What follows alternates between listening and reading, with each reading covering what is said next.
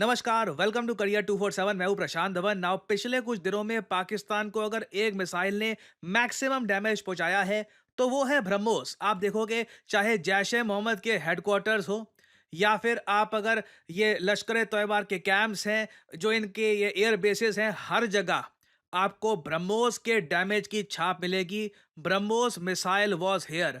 इसकी कई satellite images आ रही हैं।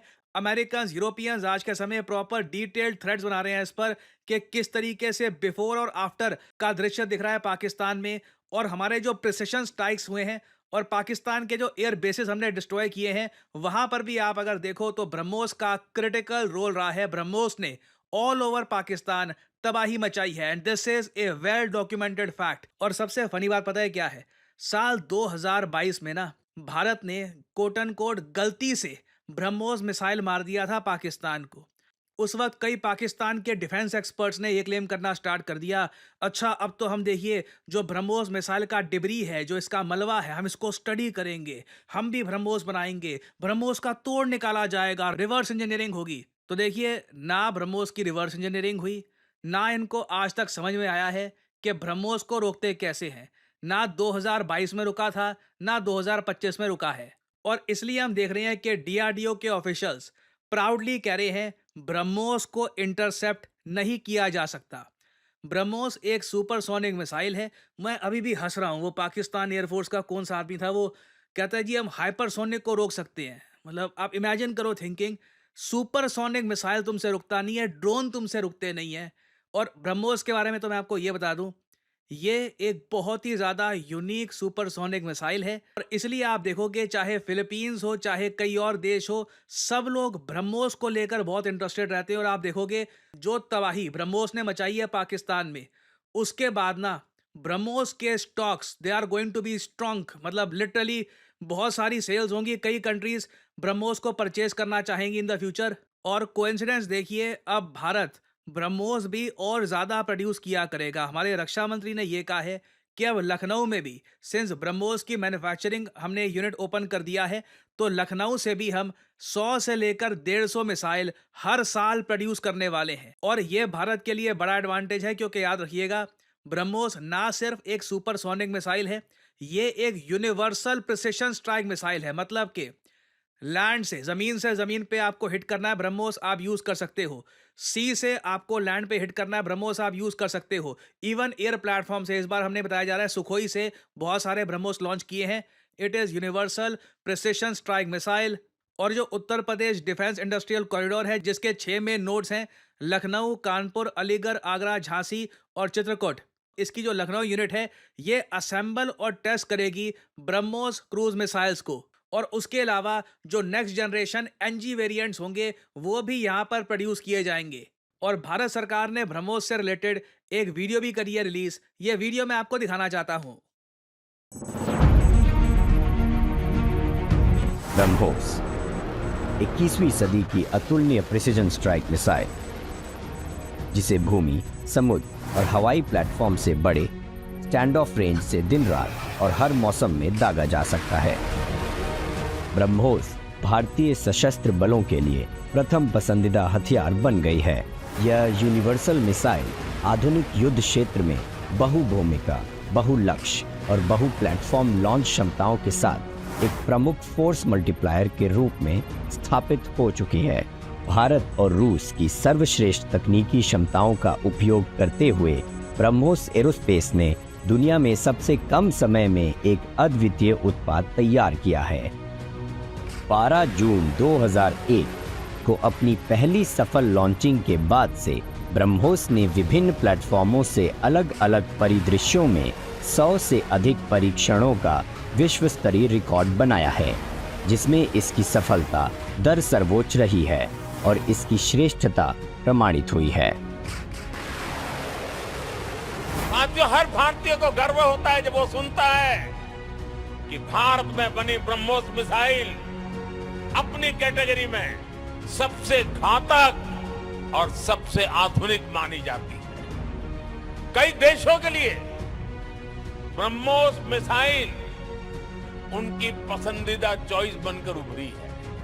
यहाँ पर पीएम ने जो कहा है ये काफी हद तक सच है। आप अगर पाकिस्तान में ब्रह्मोस का यूज़ देखो ना, ये अपने आप में कमाल की एडवर्टाइज़मेंट है। इसलिए आपने देखा होगा उत्तर प्रदेश के जो चीफ मिनिस्टर हैं योगी आदित्यनाथ, इन्होंने भी कहा है ask Pakistanis about the strength of BrahMos missile. Now Bharat के पास आज के समय 2 डिफेंस इंडस्ट्रियल कॉरिडोर बन चुके हैं। एक उत्तर प्रदेश में, दूसरा तमिलनाडु में।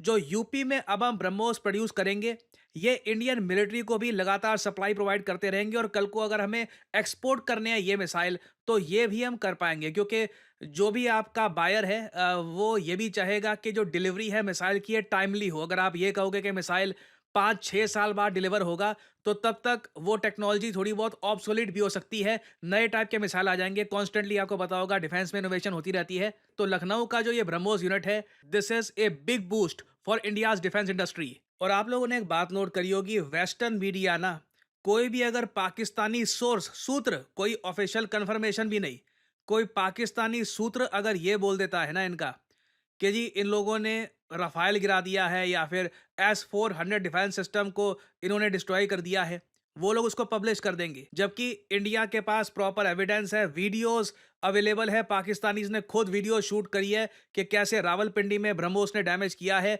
जैश-ए-मोहम्मद के हेडक्वार्टर्स को डिस्ट्रॉय कर दिया गया है। वेस्टर्न मीडिया उसको लेकर बिल्कुल चुप है और ये थोड़ा-सा अनफॉर्चुनेट है कि वेस्ट में ना भारत के ऑपरेशन सिंदूर को एक पॉजिटिव तरीके से कवर नहीं किया जाएगा। क्यों? क्योंकि ज़्यादातर जो वेपन्स हमने यूज़ किए हैं, ये रशियन ओरिजिन के हैं। जैसे S-400 missile defence system, Sukhoi fighter jet, BrahMos, ये जो मिसाइल हमने यहाँ पर यूज़ किया है। उसके अलावा भी वेरियस और टाइप के जो हमने मिसाइल यहाँ पर यूज़ किए हैं, सिंस ये रशियन डिफेंस इंडस्ट्री को एक तरीके से एडवर्टाइज़ करते हैं, तो वो लोग इसको इतना कवर करेंगे नहीं। और चाइना सिंस आज के समय काफ़ी ज़्यादा फंड कर रहा है, वेस्ट में बहुत सारे न्यूज़ आउटलेट्स को आप देखोगे चाइना की जय-जयकार कर रहे होते हैं, तो वो एक बार को HQ-9 का जो डिस्ट्रक्शन है, वो छुपा देंगे कि कैसे लाहौर में चाइना का मिसाइल डिफेंस सिस्टम डैमेज हो गया। Everyone knows about this. Indian government ने ऑफिशियली बोल भी दिया है कि हाँ, हमने लाहौर में जो एक मिसाइल डिफेंस सिस्टम है पाकिस्तान का, इसको डैमेज भी किया है।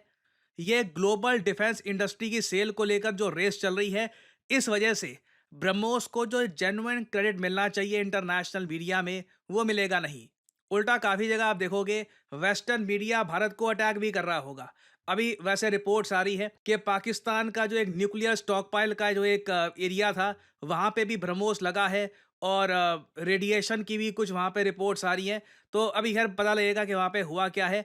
ये बताया जा रहा है कि जो ये अचानक से सीज़ फायर हो गया, अब्रप्टली सब कुछ रुक गया है।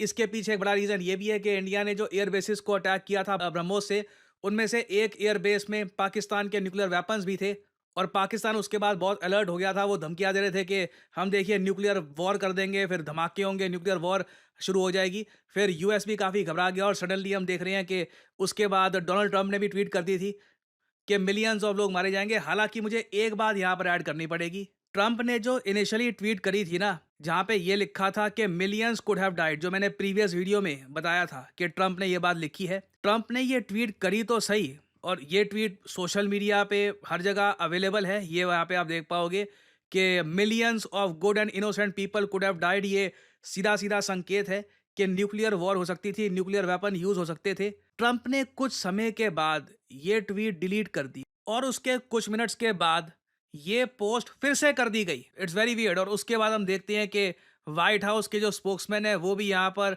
ये पोस्ट करते हैं कि मिलियंस ऑफ इनोसेंट लोगों की जान यहाँ पर जा सकती थी। और इससे मिस्ट्री और जरा बढ़ जाती है। ये यूएस प्रेसिडेंट ऐसा क्यों करेंगे? पहले लिख कर कई लाखों इनोसेंट लोग मारे जाते, उसके बाद ये इन्होंने चुपचाप हटा दी। क्लियरली दुनिया से कुछ छुपाया जा रहा है। पाकिस्तान में कुछ ऐसा हुआ है जो पाकिस्तान की जनता तो खैर वो तो नाच रहे हैं, उनको लग रहा है कि जीत गए। उनके प्राइम मिनिस्टर ने बोल दिया कि हमारी जीत हुई है, पता नहीं काहे की जीत। पर क्लियरली दुनिया से कुछ छुपाया जा रहा है। पाकिस्तान में एक्चुअली में हुआ क्या है ना, और आज भी क्या हो रहा है। अभी रिपोर्ट्स आ रही हैं कि यूएसए की न्यूक्लियर एनर्जी डिपार्टमेंट की टीम वहाँ पहुंची हुई है पाकिस्तान में। Something is wrong. मतलब आप देखोगे इंडियन गवर्नमेंट भी बिल्कुल चुप है, यूएस गवर्नमेंट भी ज़रा कुछ बोल नहीं रही। कुछ हुआ है पाकिस्तान में और कुछ अपडेट्स आती है इसके रिगार्डिंग। मैं आपके लिए updated video in the future लाता रहूँगा। और फाइनली यहाँ पे आप लोगों से मैं एक सवाल पूछूंगा कि हारोव ड्रोन आज के समय काफ़ी न्यूज़ में है। भारत ने इस ड्रोन का भी काफ़ी इस्तेमाल किया पाकिस्तान के अगेंस्ट। आपको बताना है कि हारोव ड्रोन किस देश ने किया है डेवलप। ये है यहाँ पे आपकी ऑप्शंस: फ्रांस, रशिया, इजराइल या यूएसए। कमेंट सेक्शन में करिए आंसर। आप लोग यकीन नहीं करेंगे कितने सारे लोगों से मैं मिलता हूँ और उनसे बात करता हूँ और उनका एक ही सवाल होता है कि करियर में अब क्या करें।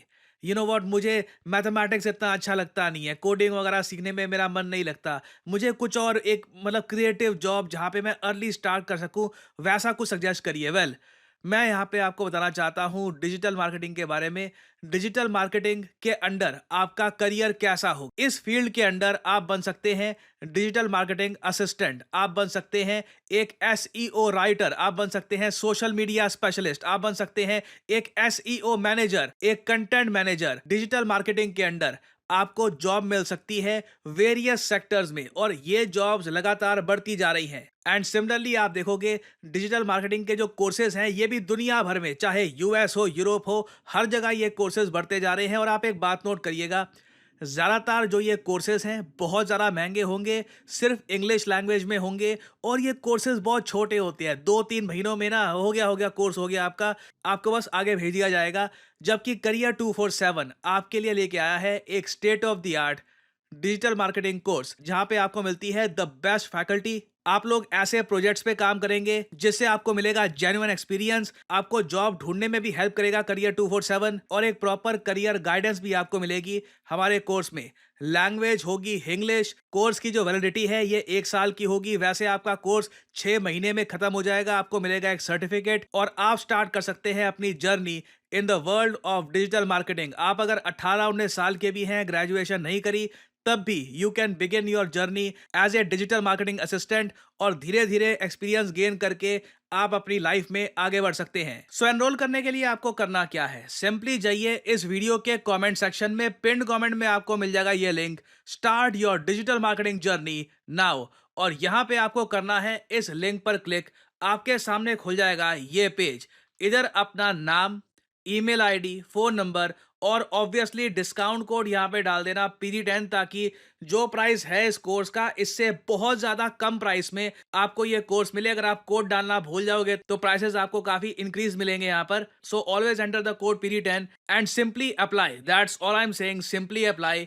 करियर 247 की तरफ से कंसल्टेंट आपको कॉल करेंगे, आप बात कर सकते हैं, जानकारी और ज्यादा प्राप्त कर सकते हैं और आप स्टार्ट कर सकते हैं अपनी journey in the world of digital marketing. और याद रखिएगा, this is not just digital marketing, this is digital marketing with generative AI। So इसी नोट के साथ यह है वीडियो का अंत। Thank you for listening and as I always say, may the gods watch over you.